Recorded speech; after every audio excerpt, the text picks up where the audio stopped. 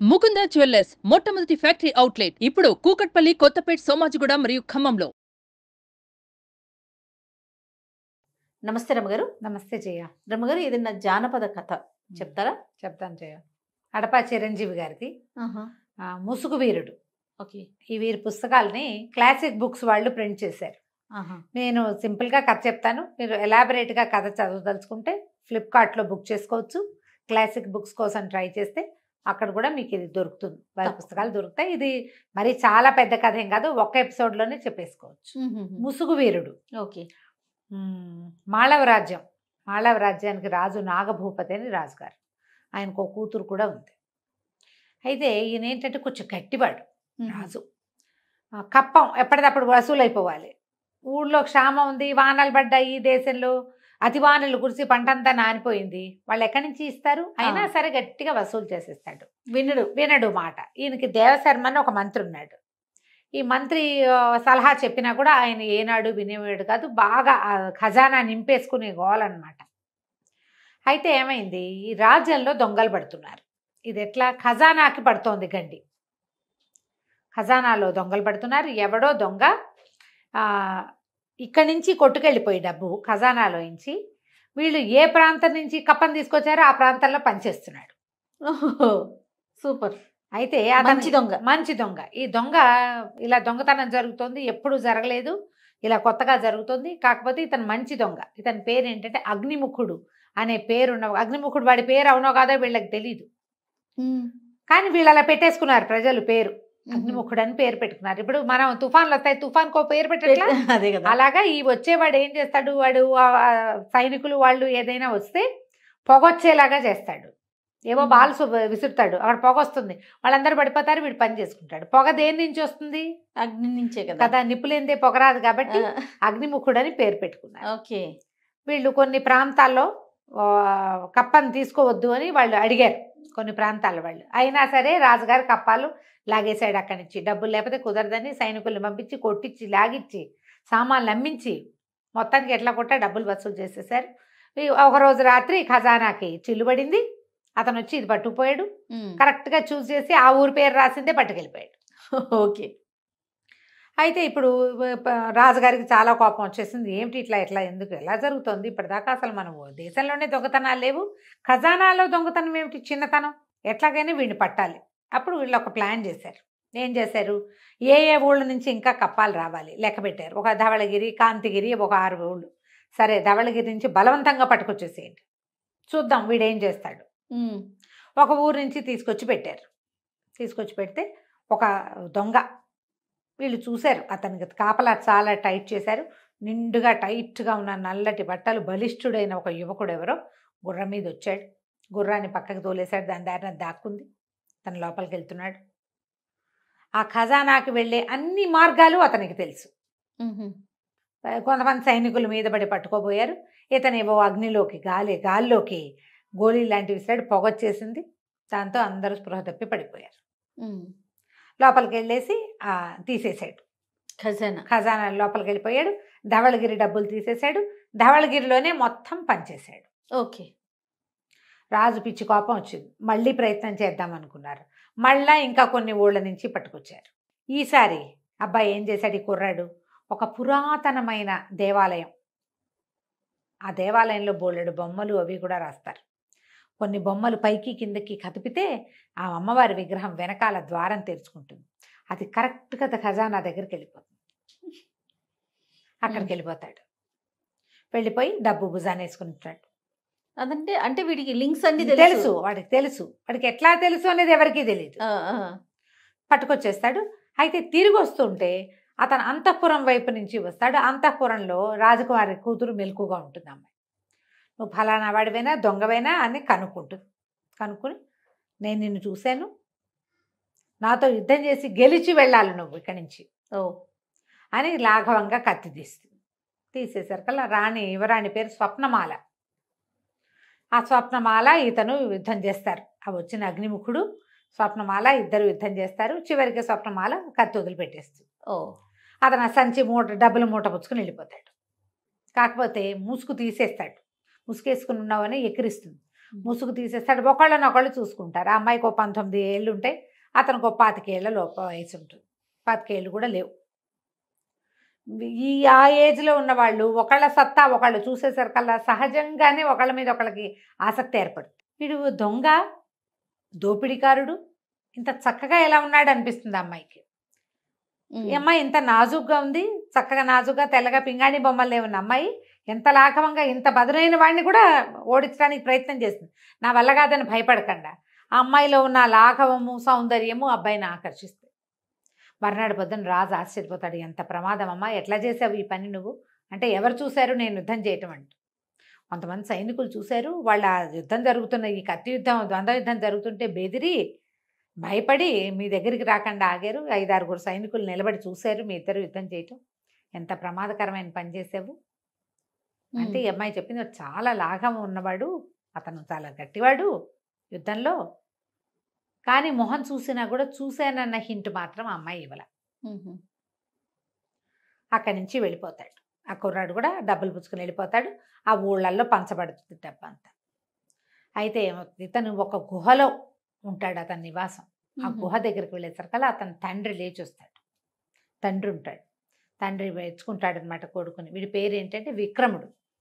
విక్రమ్, చాలా మంచి పని చేస్తున్నావు, ఇవన్నీ కరెక్ట్గా ఏ ఊరికి అందించాల్సిన డబ్బులు ఆ ఊరికి అందించేసావా అని మాట్లాడుతూ నీకు ఒక రహస్యం చెప్పాలి అని చెప్తాడు. ఏ లక్ష్యంతోటి నేను ఇక్కడ ఇంత చీకట్లో ఈ రకంగా నివసిస్తున్నానో ఆ లక్ష్యాన్ని నువ్వు తప్పకుండా నెరవేర్చగలవు నాయన. రుద్రసేనుడు ఆయన పేరు, ఈ విక్రమ్ వాళ్ళ నాన్న పేరు అని చెప్తే, ఏమిటి రహస్యం ఏంటంటే, పూర్వం ఈ మాళవ రాజ్యానికి జయభూపతి అని ఒక రాజుగారు. ఓకే. పూర్వం ఈ మాళవ రాజ్యానికి చంద్రశేఖరుడు అనే ప్రభు ఉండేవాడు. నేను ఆయనకి అంగరక్షకుడిగా పనిచేసేవాడిని. ఆయనకు ఒక కుమారుడు ఉన్నాడు, కీర్తివర్మని. నీకంటే ఒక 4 సంవత్సరాలు పెద్దవాడు. మహారాణి నిండు గర్భవతిగా ఉన్నప్పుడు ఈ నాగభూపతి, ఇప్పుడు రాజుగా ఉన్న ఆయన దగ్గర సర్వసైన్యాధ్యక్షుడు. ఓహో. ఎలాగైనా రాజుని పడగొట్టి రాజ్యాన్ని చేజెక్కించుకోవాలని ప్రయత్నం చేసి ఒక కల్లోలాన్ని సృష్టించి ఆయన మీదకి ఉసుకొల్పాడు కొంతమందిని. ఈ సందట్లో రాజుగారు మరణించాడు. రాజుని, రాజకుమారుణ్ణి ఇద్దరిని సంహరించేందుకు ప్రయత్నం జరిగింది. ప్రయత్నంలో రాజుగారు మరణించాడు. రాకుమారుడు తప్పించుకున్నాడు.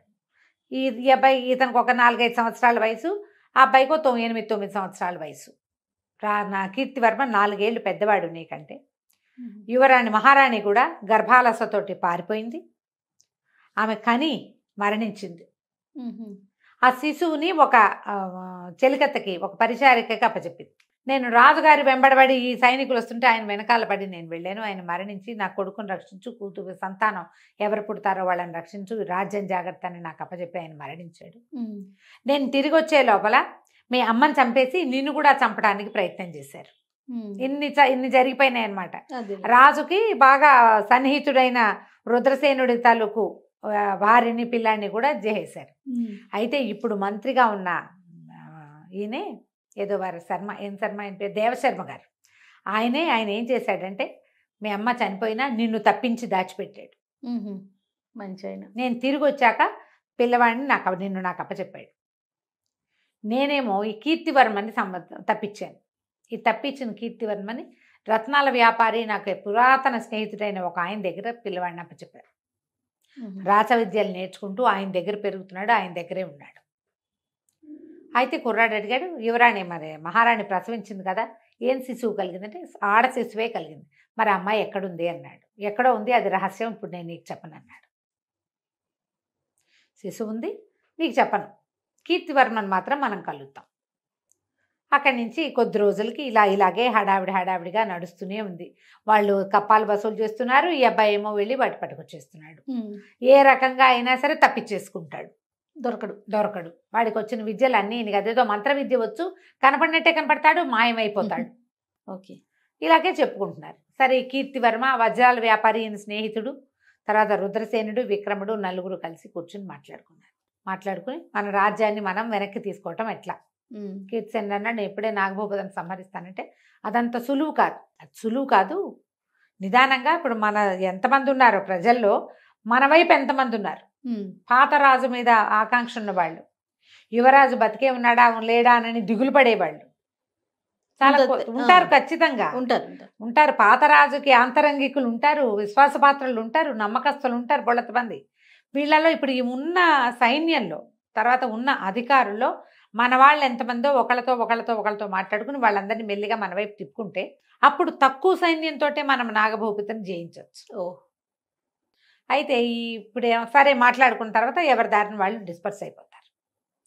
ఈ విక్రముడు, ఈ అగ్నిముఖుడు పేరున్న విక్రముడు అప్పుడప్పుడు అంతఃపురంలోకి వెళ్ళొస్తూనే ఉన్నాడు యువరాణి కోసం. వీళ్ళిద్దరు కలుసుకోవడం, కబుర్లు చెప్పుకోవడం వచ్చేసింది బాగా. అయితే ఒక గూఢచారి ఒకడు చూసి యువరాణి ఈ అబ్బాయి కలుసుకుంటున్నారు అనే సంగతి రాజుకు అప్పచెప్పేశారు. రాజుకు అప్పచెప్పి యువరాణి కోసం వచ్చినప్పుడే ఏదన్నా గట్టిగా పట్టేసుకుందాం అనుకున్నారు, పట్టుకోవాలనుకున్నారు. వీళ్ళ ప్లాన్ కూడా దానికి తగినట్టుగానే ఉంది. సరే కొద్ది రోజులు గడిచేశారు కల్లా ఒకనాటి రాత్రి యువరాణిని కలవడానికి ఇతను వస్తే అంతఃపురం 4 పక్కల బంధించేసి ఏ పక్క నుంచి పోతుటే కూడా బయటికి వెళ్ళనివ్వకుండా చేసేసి పట్టేశారు. పట్టేసి రాజ్యసభకి తీసుకొచ్చారు. రాజ్యసభకి తీసుకొస్తే సరే సభలో నుంచోబెట్టారు. మరణశిక్ష వేస్తానంటాడు అతను రాజు. తల్లి బతిమలాడుతుంది కూతురు, నేను ప్రేమిస్తున్నాను ఇతన్ని, దొంగతనం చేశాడు కానీ సొంతానికి వాడుకోలేదు, ఎక్కడికక్కడ పంచిపెట్టాడు, నువ్వే ఎందుకు ఆ పని చేయలేదు, ప్రజలకు ఇబ్బందులు, నువ్వెందుకు కప్ప వదిలిపెట్లా, అదంతా రాజకీయం, నువ్వు మాట్లాడద్దంటాడు తండ్రి. రాజకీయం పనికి ఒక పద్ధతి ఉంటుంది, మా పద్ధతి ప్రకారం మేము చేస్తానికి నువ్వు చెప్పొద్దంటాడు. ఈ పిల్ల బతిమలాడుకుంటుంది, తల్లిని తెగ బతిమలాడినా తల్లి ఏమీ చెప్పలేకపోతుంది. మరణశిక్ష ఖరారు. సరే మరణశిక్ష వేస్తామన్నారు. అన్నాక ఇతని మధ్యలో నుంచోబెట్టేసరికల్లా ఒక రకమైన టెన్స్ డెవలప్ అయింది. ఈ అగ్నిముఖుడి మీద రాజకుమార్తెతోటి కలుస్తున్నాడు చేస్తున్నాడు అనేది ఒక చెడ్డ పేరుంది. కానీ వీడికి ఎంత మంచి పేరుంది ప్రజల్లో, అందరికి కొంతకాలంగా వాడు ప్రతి ఊళ్ళోనూ ఆరాధ్య దైవంగా ఉన్నాడు అతను. అంతే, ప్రతి ఊళ్ళోనూ ఈ కప్పం కట్టలేక బాధపడే ప్రతి వాడికి వీడే కల్పవృక్షం. అంతే. ఎవరికి సంతోషంగా ఉంటుంది? యువరాణి అంతఃపురంలోకి జొరపడ్డాడు అనగానే ఒక టెంపర్, మన ఆడపిల్లల మీదకి వచ్చారంటే ఒక కోపం రావాలి సహజంగా. ఇక్కడ అట్లా రావటల్లా, అందరికి ఒక సాఫ్ట్ కార్నరే ఉంటుంది ప్రతి వాళ్ళకి. కొంతమంది అతని పక్షం వహించుతున్నారు కానీ ఇక్కడ ఏం అవటం లేదు. దాంతో రాజేమన్నాడు, గట్టిగా ఘోషణ చేశాడు, నువ్వు నా డబ్బుని నువ్వు పంచిపెట్టి, నీ డబ్బు ఎట్లా అవుతుంది అంటాడు ఈ అబ్బాయి. శిస్తు కదా, శిస్తు అది, నీ అంతటి నువ్వు వదిలిపెట్టవలసిన డబ్బు నువ్వు వదలకుండా తీసుకొచ్చావు, నువ్వు డబ్బంతా లోపల దాచుకుంటే నువ్వు ఇంకా రాజ్యం చేసేదేమిటి? అది నువ్వు సంపాదించింది కాదు, వాళ్ళు కష్టపడింది. డబ్బును అందుకు పంచిపెట్టాను, అయినా నువ్వు నాకు శిక్ష వేసేదేం లేదు, నన్ను ఎవరు పట్టుకోలేదు, నేనే పట్టుపడ్డాను అనేసరికి రాజు ఆశ్చర్యపడ్డాడు. నువ్వు పట్టుపడ్డం ఏంటి? మేము ఇంత ప్రయత్నం చేస్తాను, ఏమీ ప్రయత్నం చేయలేదు, మీ ప్రయత్నం అంతా నేను చేయించింది, నేను ఒప్పుకున్నాను కాబట్టి అని ఈ గొలుసులు వేసి పట్టుకున్నారు. ఆ గొలుసులు చేతపుచ్చుకుని దగ్గరికి లాగితే గట్టిగా లాగేశాడు. అటు ఇటు నిలబడిన సైనికులు ఒకళ్ళకొకళ్ళు గుద్దుకుని గొలుసులు వదిలిపోయినాయి. అయ్యో, ఆ కింద పడిపోయిన సైనికులు పైకి లేచేసరికల్లా ఒక 5-6 సైనికులు వాళ్ళ కత్తులు అడ్డం పెట్టేశారు. రాజుకు అర్థం కాల, మన సైనికులకి కత్తులు చూపిస్తున్నారేమిటి? అక్కడ వేరే ఎవడూ లేడు, ఉన్నదంతా వీళ్ళదే రాజ్యం. అదేగా, వీళ్ళ రాజ్యంలోనే వీళ్ళ సైనికులే అగ్నిముఖుడిని పట్టుకున్న వాళ్ళని ఆపేందుకు ఒక డజన్ మంది తయారయ్యారు. ఏం జరుగుతుంది ఇక్కడ అని పెద్ద కేకలు పెట్టాడు, పెద్దగా అరిచాడు. ఏం జరుగుతుందంటే దేవశర్మ కూడా అర్థం కావట్లేదు. ఆయన మంచివాడే మంత్రిగా, కానీ భయస్థుడు సహజంగా. అది ఆయన ఏం చేశాడు, రాకుమార్తెని డెలివరీ అవుతున్న మహారాణి పారిపోయేందుకు సహాయం చేశాడు. అవును, ఈ చనిపోతున్న విక్రముడి తల్లిని చనిపోనిచ్చిన పిల్లాన్ని ఎత్తుకుని పారిపోయి అతను మళ్ళీ రుద్రసేనుడికి అప్పచెప్పాడు. కానీ ఈ రాజుతో పాటే నాగభూపతితో పాటే ఉండిపోయాడు. ఆయనకి అర్థం కాల ఏం జరుగుతుంది అంటే ఈ చుట్టూతో ఉన్న మొత్తం సభాజనంలోంచి సగం మంది కత్తులు చేసి లేచేశారు. కూర్చున్న వాళ్ళ మీద కత్తులు చూపించేశారు. చూపించేసరికి జనాల మధ్యలోంచి రుద్రసేనుడు బయటకు వచ్చాడు. నీ రాజ్యం మా చేతిలో ఉంది నాగభూపతి, చంద్రశేఖరుణ్ణి జయించినంత సులువు కాదు, ఆయన్ని ఒక్కడనే చేసి వెంటబడి వధించావు నువ్వు. ఇప్పుడు నిన్ను వధించడానికి ఇంతమంది ఉన్నారు, నీ సైన్యమే, నువ్వు పోషించిన వాళ్ళే.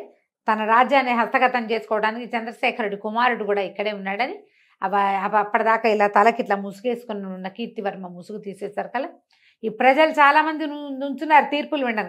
అందరూ ఆశ్చర్యపోయారు. డిట్టో వాళ్ళ నాన్నలాగా ఉన్నాడు ఆ అబ్బాయి. ఒక 20 ఏళ్ల క్రితం సంహరించబడిన మహారాజు మళ్ళీ వచ్చి బతికొచ్చినట్టుగా కనపడింది.